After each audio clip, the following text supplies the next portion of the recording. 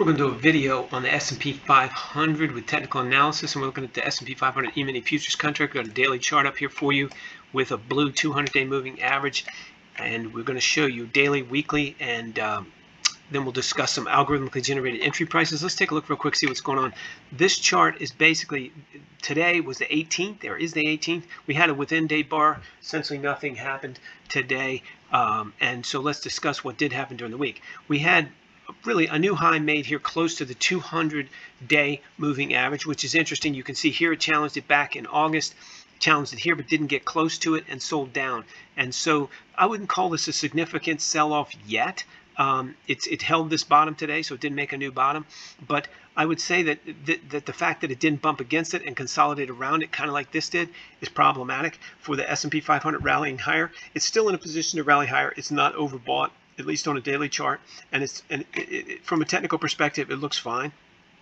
This 20-day moving average, you can get a break all the way down in price to this 38, say 38.75 level next week with no problems. Especially if it just comes down there gently in a couple days, then bounces off of it and starts to rally back up, maybe even towards the latter part of next week. So that's what I would say is probably going to happen right now. I would call it that way, especially since we had such an aggressive rally here on the 10th of November. We're going to back and fill some of this here and then come back up. So I'm looking for a bottom here to probably the 38, I'm going to say 38.90 level, something like that, but it could go all the way down to the 38.68 or 70 level and not get in trouble. You don't want it to close below this 20-day moving average. You see it did close a couple times here and it wasn't a big deal, but at this point you want it to be stronger than it was down here. People have bought it, they expect it to continue to go up. That's why I think it may stop here around the 60, 68.90 somewhere, maybe a little lower, 38.90, 38.85 level, somewhere around here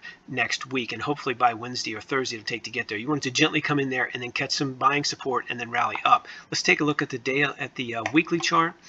We can see on the weekly chart that we've got 2 weeks now closing above the 20-week moving average. This is the 5-week moving average, and there's issues here. So the first issue is we're above, this blue line is a 200-week moving average. So you can see it came down there, aggressively tested it, and it bounced off it, which is a good sign.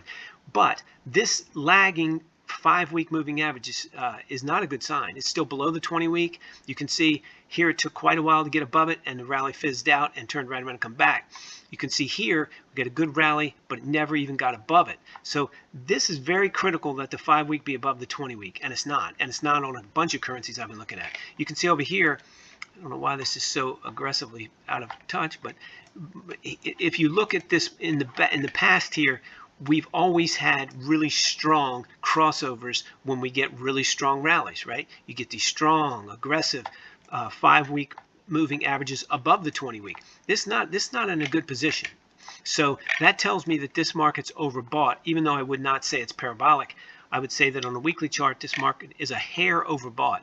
Now, it can correct easily. The 20-day is already starting to head up. The 20-week, excuse me, is already starting to head up. It can correct easily, but not quickly because it's a weekly chart. So it's probably going to take 3 weeks for us to get this 5-week above the 20-week and start to look good.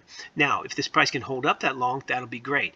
I have a feeling that the price is not going to hold up that long, but we'll have to see. My gut feel is, as I said earlier, we're going to correct down here to 38.90, 38.85. If that's all that happens, it'll be great. We'll touch this green line and everything's good. If it goes much lower, that's not a good sign, and especially if we don't challenge this high, this weekly high of 4,050. If it goes significantly lower, it's not a really good positive sign. Let's take a look at the algorithmically generated entry prices for the S&P 500 right here. These are for Friday. I'm going to show you how to get Mondays in just a minute, but these are for Fridays, and today we had shorts out here at 39.80. You could have made some money on those, hypothetically speaking, for entertainment purposes only, but it did get lower than that today, significantly lower. There was a lot of action today in the S&P 500, so those were good. Even today, you can day trade these 2-day hold pairs. I'm not suggesting you do anything, but you can, and today that would have hypothetically made you some money. There's a ton of support and resistance in here. The market rallied right above this. I think it was 39.42. The market rallied, did not get close to this, I don't believe. But there was a lot of action between 39.42 and up after we put in a high. I can't remember where it put in its high today, but it was approximately, looks like 39.